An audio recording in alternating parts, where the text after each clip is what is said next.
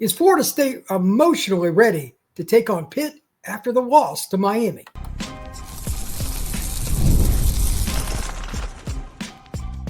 You are Locked On Seminoles, your daily podcast on the Florida State Seminoles. Part of the Locked On Podcast Network, your team every day.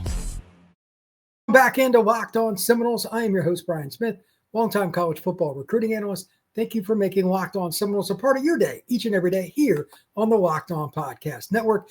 We are brought to you by our friends at FanDuel. Right now, new customers can bet just $5, and if your bet wins, you can get $300 in bonus bets to use across the FanDuel app. We're going to be talking about the portal, recruiting, and assessing the roster across the board. Where does Florida State stand? Those topics are going to take up a big bulk of the show, but to begin, here's my take on why this next game against Pittsburgh is paramount, not just for 2026, 27, etc. Really, it's for right now, because if they don't win this next game against Pittsburgh, this season can fall apart. Perception is reality for long-term with recruiting, the portal, and all that. Absolutely. But if you lose a third game in a row, how many players are going to be, quote unquote, 100% bought in to playing for right now? How many? This team was much more brought in than we thought in fall camp going into the early season. No question. They played at a very high clip, and they shocked me and many others. That's good. But they also laid an egg at Virginia and even had some points in the Miami game where they just didn't look like they were together. Whether it was a mental error on where to be, poor tackling, bad decision, whatever it was, they just didn't play very well for the majority of that game. Now, they're going up against a Pittsburgh team that is number 2 in the nation in rush defense, giving up 64 yards per game. They're number 12 in the nation with 16 sacks through 5 games. And they've got a freshman quarterback that really nobody knows anything about, but in his first game, he threw for over 300 yards. This is a very difficult game to get your players ready. Pittsburgh is not what I would call a helmet game, and that is a major problem. Ask James Franklin at Penn State. So what is a helmet game? That's when you don't really have to push your players that week of practice to be dialed in. After Miami, there's almost assuredly going to be some level of letdown, no matter what Norvell does, no matter what the rest of the staff does. That's just the nature of teenagers and players in their early 20s. It is what it is. But Pittsburgh does not care. They can make their season by coming to Florida State and winning. And in my opinion, this is going to be a scratch and claw game. While many might think, oh, they'll kill Florida State, or they'll kill Pittsburgh. No, it's the other way around. This game can go sideways. If your offensive line, who's Micah Pettis, we'll see what happens. They say it's not a long-term injury. Okay, I get it. But is it? Does he re-injure whatever he's got going on? And does the offensive line just pass protect better in general? Miami's got two tremendous pass rushers. I'm not denying that. And they got some backups that are pretty good too. But Pittsburgh not only rushes the passer pretty well, they are extremely blitz heavy and scheme heavy on applying pressure to the quarterback. And even if they don't get to you, their number one objective is to rattle the quarterback. Let's be honest. Tommy Castellanos regressed against Miami. He got nervous, uncomfortable, changed his arm motion too often. Eyes were down. He didn't handle pressure well. He didn't. There's no nice way to say that. Tommy's my guy. Really enjoyed being around him when he was in recruiting, going through that whole process. At UCF, he was a good guy, and everybody seems to like him at Florida State, but the film does not lie. Watching the highlights, going back through it, seeing the game live, he was nervous, which makes me nervous that there can be more turnovers coming. If that quarterback for Pittsburgh is any good, I mean, I'll give you some stats here in a sec, but I mean, his name is Mason Heinschel. He's played in one game, basically. 33 of 45, 73%, 359 yards, 4 touchdowns. He's from Oregon, Ohio. I've never heard of the kid. Just one of those random things. He even threw in 28 yards rushing. If they have a problem slowing him down and your quarterback is not feeling good under the heat that Pittsburgh's in, they better be dialed in. I am not bought into the whole thought process that Florida State's players are going to be ready from play one against Pitt. And I hope I am dead wrong. These are the kinds of trap games, again, ask James Franklin at Penn State, that can happen after a debilitating loss. The Florida State coaching staff, they've got a really, really difficult task ahead of them. I don't know which player on each side of the ball they're going to use for leadership, but they better figure it out pretty quickly. Because if they don't, Florida State's going to be down 17-7 at halftime or something, and the whole place is just going to be stunned. I won't be, though, because I've seen this too many times. It's happened to Florida State before as well. It's one thing to lose to Miami. Very good football team. It is another to lose to Pitt, which is solid, but they are just more scheme than they are talent. But if you're not devoted to who you're playing, and again, helmet game, does Pittsburgh get the FSU players excited? Probably not. This will be one of the telling tales for me, final point here, on whether Norvell has any chance to ever get Florida State to an elite level. I highly doubt it, to be really honest. But if he struggles with this on top of not getting them ready for Virginia and just not figuring out how to help the defense and the offense, obviously, against Miami, he's just a guy. Just a guy is not good enough at Florida State, as we all know. So we'll see how that goes. But right now, I'm a little bit nervous that the Pittsburgh game, and I've only barely sunk my teeth into the stats. I have not watched the film yet. I will do that later today and tomorrow to kind of get into the whole crux of it. And by Wednesday, I'll have more of a report on Pitt. But right now, I'm very nervous that Florida State's going to lose its third game in a row.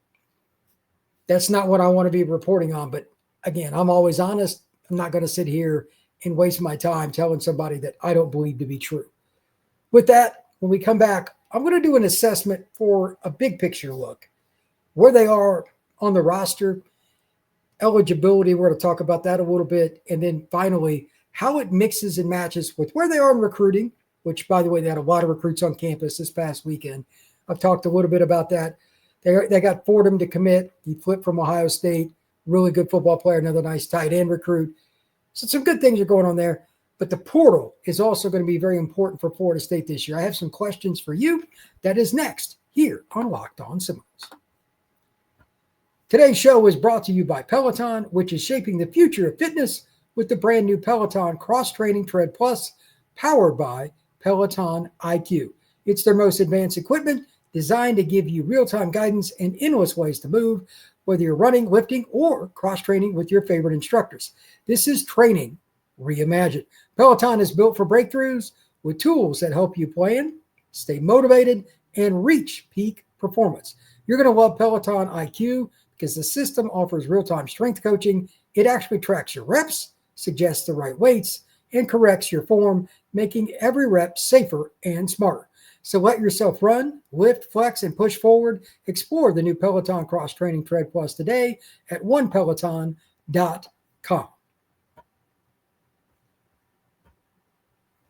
Thank you once again for making Locked On Seminoles your first listen each and every day right here on the Locked On Podcast Network. I'm Brian Smith, longtime college football recruiting analyst.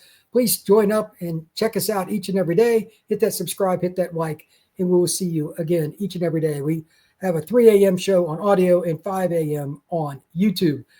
All right, now let's talk about the overall assessment, some basic thoughts on the recruiting class, the efforts from prior coaching staffs at Florida State, and the one that right now. All of this under Norvell.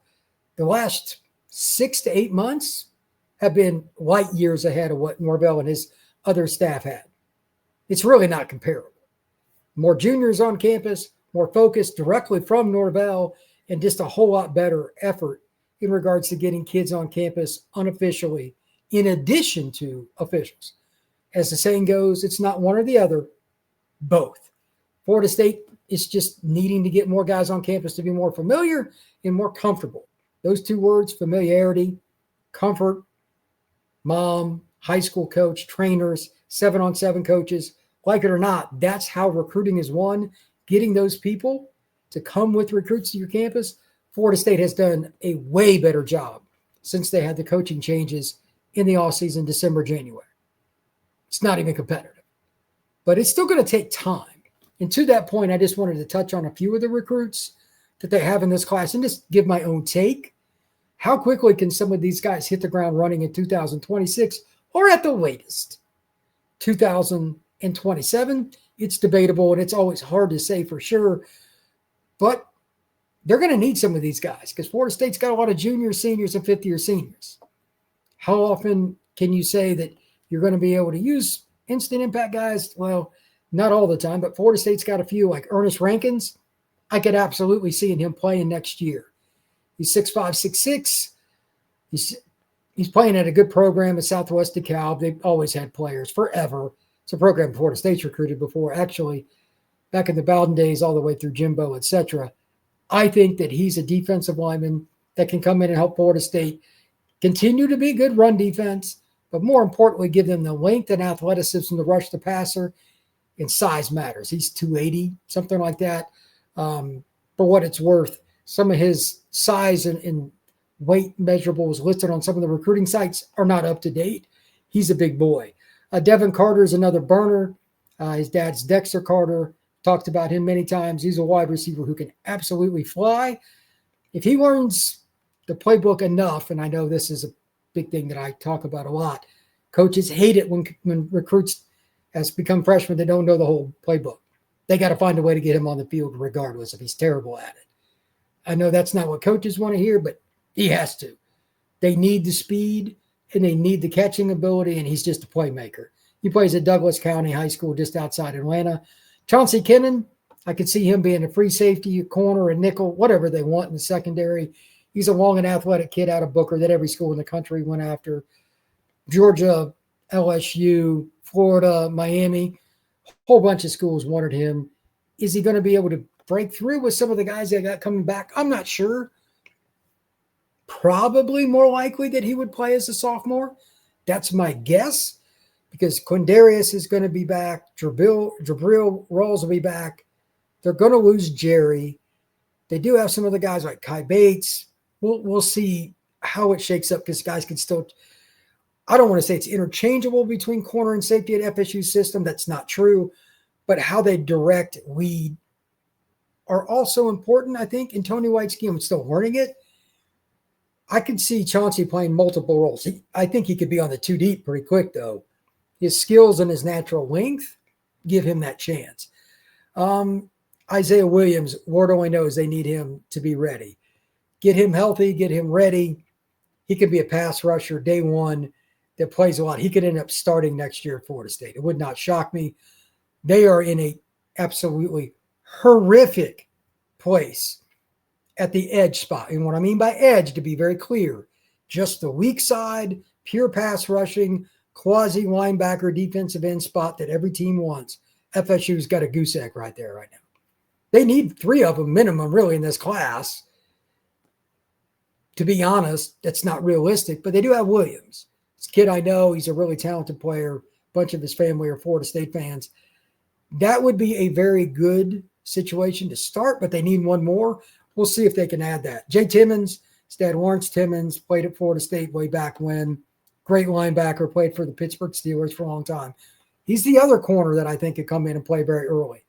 That's an impact guy because he's a little more advanced. Technically, I think he's a great fit for this scheme. I would just leave him at corner, let him figure it out. If he makes it into the 2 deep pretty quick, that's another guy that would not shock me if he did. Also a possibility at nickel. He's got some physicality to him. We'll see, but Jay Timmons, a really good player out of the Pittsburgh area. They've got a plethora of young receiver prospects in this class. Brandon Bennett, Ephraim White. Those 2 guys can fly. Jason Lopez as a slot. He's one of my favorite route runners in the country. Really good player. Maybe he ends up being a guy that plays early. He might be the best bet because he's such an advanced route runner. He's from the same high school as Jeremiah Smith down there at Chaminade Madonna.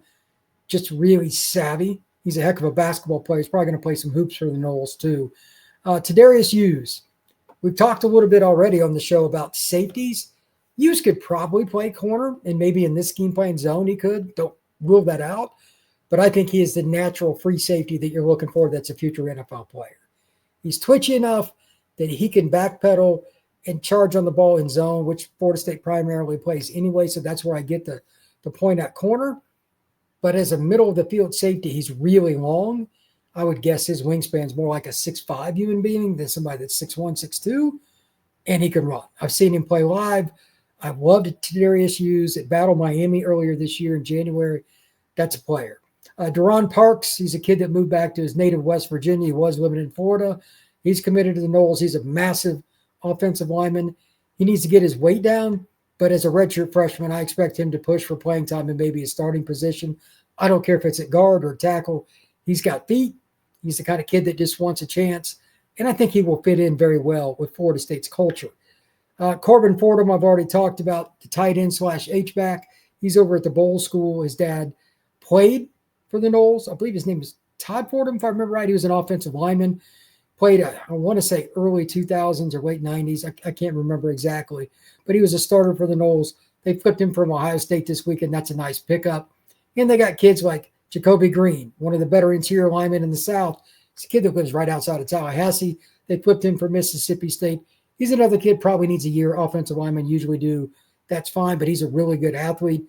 Whitley Cadeau, defensive tackle out of Booker T at Washington and Atlanta, way underrated. Kid that's roughly 300 pounds. He could move. I loved the little film I've seen of him so far. I think that kid was a steal.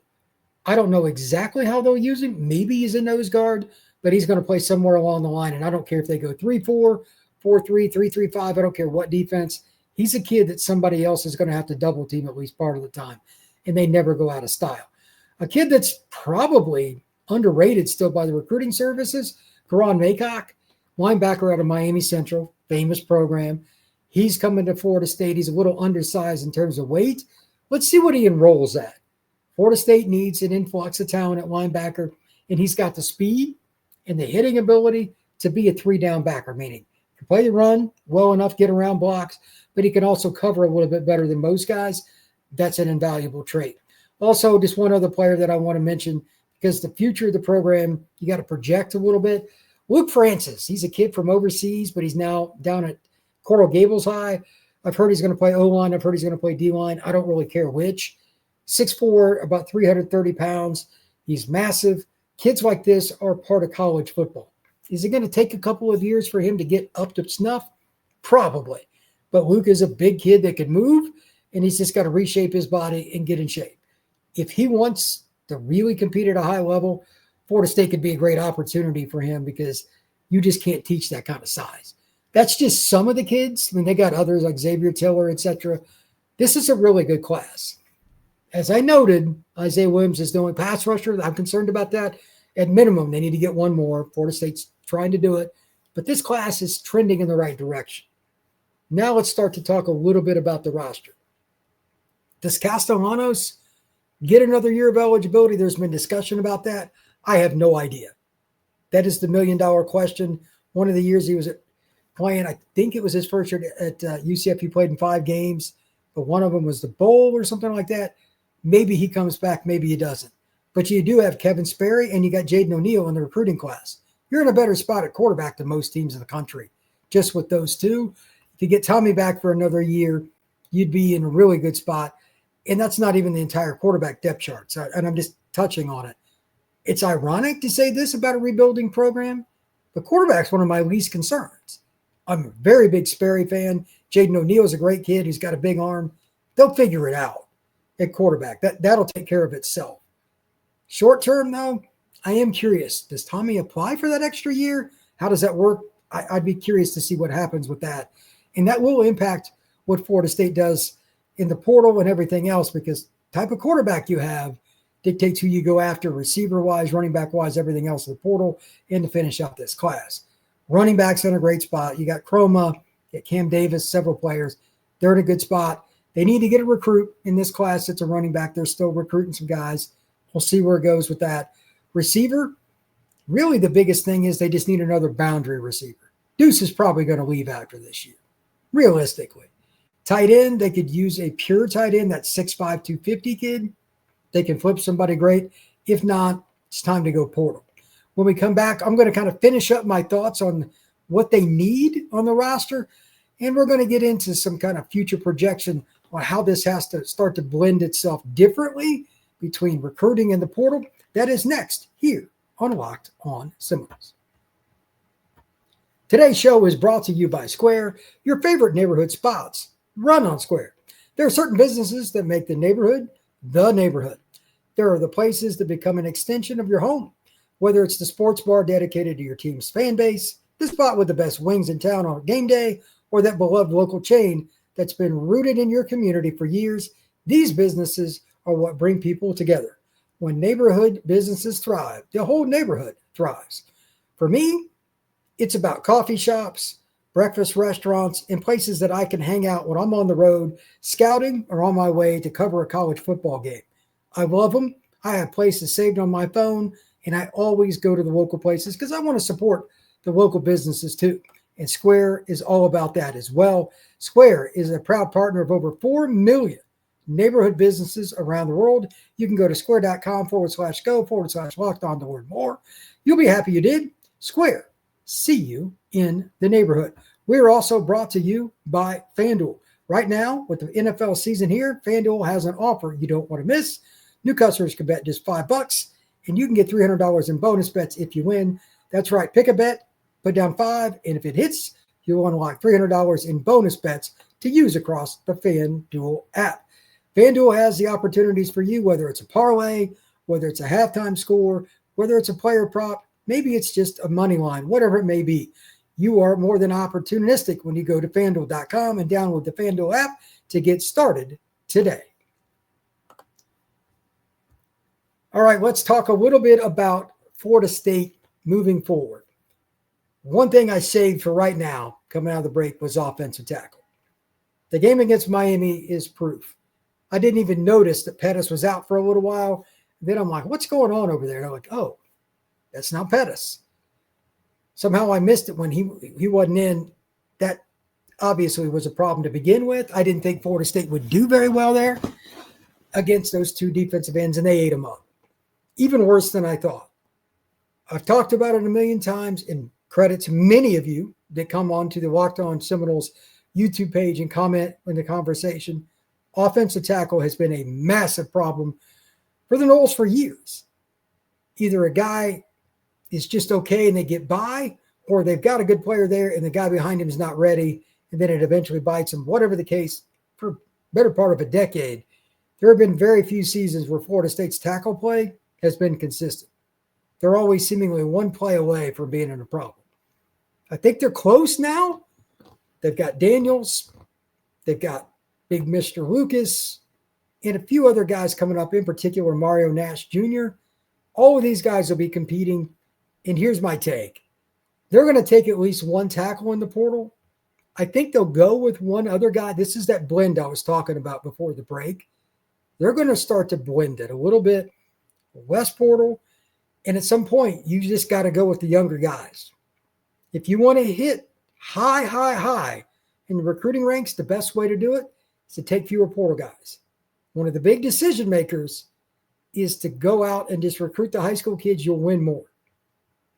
Under the table, private conversations with recruits, one of the things they look for, how many guys are hitting for you and getting to the league that you recruited, not from the portal.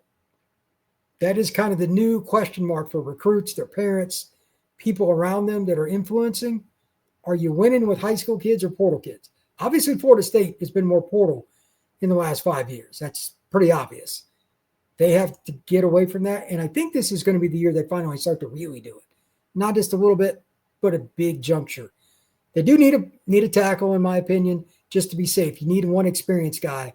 Going into a season without an experienced offensive tackle on your roster is Dangerville. That can go south in a hurry, and you can get obliterated. So they're probably going to have to go out, and unfortunately, just going to say it now, have to unequivocally, no doubt about it, completely overpay for a mid-level player. That's just where it's at. Tackles don't go into the portal. They don't. But you're going to have to go out and get at least one, probably two. You may even take a flyer on a kid just to get a couple of veterans around guys like Daniels and Lucas, etc. They've barely played. Mario Nash, I'd love to see him get experience this year. It's not likely, though. They're going to have to go get one of those. And again, it's going to be a hefty price tag. And here's another reason why. I'm going to keep saying this all the time. There's one portal window this year, and it's right after the season, right around beginning of January, into December, early January. So you don't get to go through spring and know whether Daniels hits or Lucas hits. You're guessing. So that also means teams like Oregon, they're in the same boat, but they got a gazillion dollars more than you. They're going to just overspend on top of what you do. I'm curious to see how this works out. Florida State's in a little bit of a disadvantage. Miami, Oregon, Texas, Ohio State to a certain degree. There are certain schools that there's just not Texas Tech. There's not a lot of limit to what they'll spend. Florida State's still got to find a way to win some of those battles. Or next year's another 7-5, 8-4 season. Tackle, pass rusher, two very expensive spots. Florida State needs multiple, probably, pass rusher. One proven and maybe one backup. And again, I'm talking about the jack position, that stand-up pass rusher. And then in the secondary, depends on who comes back. Earl Little is probably going to leave. That'd be my guess, or at least give it a go at the NFL. I think he's got another year, but we'll see. And then on top of it, does anybody, like with Jerry gone, do you go get a corner? They need players at critical spots. It's unfortunate. Linebacker is another story. Nicholson will be back for his senior year. We'll see who else comes back. They got to get at least one guy there. But this class, Maycott coming in, and they've got some other guys coming up the ranks. They need some of those kids to hit, hopefully, so they don't have to blow a bunch of money on the portal, and they can use it more towards recruiting and get some more kids to flip. If you win in recruiting, it's like December 3rd, December 4th is signing day, you don't have to worry as much about going out and spending money in the portal. Again, there's going to be a downside to this. You're going to be younger next year than you want to be.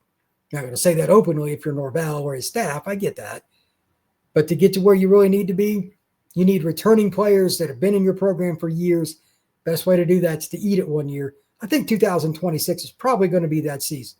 They can be good, but is Florida State going to be a playoff team next year, especially if Castellanos doesn't come back and you're starting a new quarterback? Probably not, but we'll see. The only way you're going to find out, though, and get to where you really need to go, again, just over and over, they've got to play the younger guys and just have some veterans around to help. We'll see what happens with that. But that's my assessment of where Florida State's at. Quarterback's pretty good. Running back's pretty good. Receiver need another boundary because Deuce is going to leave. Tight end, they're in a good spot. They got Pittman for another year probably. Hopefully Landon Thomas is healthy. Amari Williams is that quasi tight end, defensive end guy. I guess you could count him as their best jack. I think he needs to just play that spot full time because he's the only one they would have. But since he plays both ways, I don't consider him that spot. We'll see. Defensive tackle, they got a lot of big bodies. Daniel Lyons needs to take another step. They're not in a bad spot there. They got the big fella that's been banged up. He'll be back pretty soon. And as a freshman, we don't know what he can really do yet. He's just got a ton of talent. They've also got the problem, they're going to lose Darryl at nose guard. That's hard to replace. Very difficult. You do have the Desir twins. They're two power players. You get a three-man front. I really like them. I think they both have a chance to make it to the NFL. Linebacker is a little iffy. They got a lot of veterans, but do they have a dude? Probably not. Secondary, you're losing Jerry. You got some talent at corner, but who's the next guy up after Rawls and Jerry? Jerry Wilson's a heck of a player, and he's been their most consistent. He's going to be gone. Safety, who comes back, who doesn't? Does Ashlyn Barker turn pro? Need to see how the NFL draft works out for the Noles. But they're still in a better spot in the secondary physically than what they've probably been credited for. They just got to play better in terms of tackling. I've certainly went off about that. So Florida State's in a better spot this year than they were last, and they're slowly building. But through recruiting is how they're going to get to the promised land. I think 26 is another build year. 27 is when they can truly start saying, hey, we've got a top 10 roster that we build, not the portal. And that's the difference. Thank you once again for making Locked On Seminoles a part of your day, each and every day here on the Locked On Podcast Network. I'm Brian Smith, longtime college football recruiting analyst. Like and subscribe. We will see you again soon on Locked On Seminoles.